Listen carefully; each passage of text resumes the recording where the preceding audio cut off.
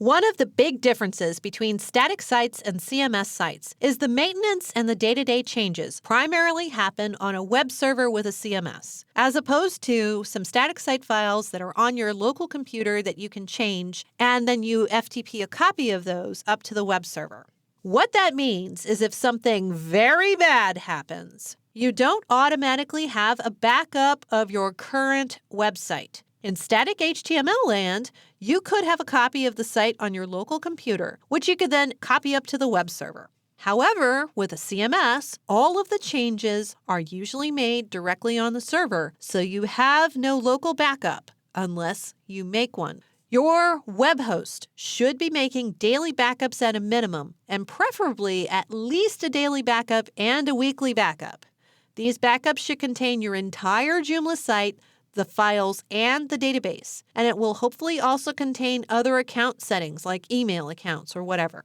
Those backups may also be stored on the server, so periodically be sure you make an offsite backup as well. Akiba Backup is great for making backups whenever you wish. You can also configure it to run periodically and write the backup to offsite storage like Amazon S3 storage or wherever else you'd like to store your files. That configuration is beyond the scope of the course, but it's explained in detail on the Akiba Backup website. I've told you their documentation is absolutely fabulous, and he will walk you through the process of having a backup written out to an offsite server.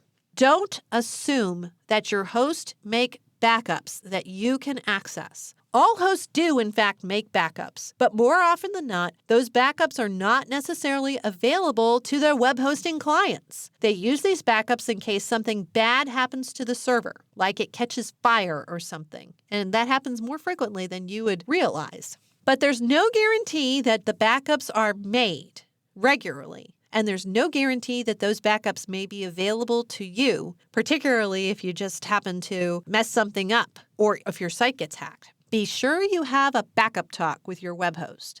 Ask how long it would take to restore a site from backup if something bad did happen, so you get a sense of how long your site would be down if that happened.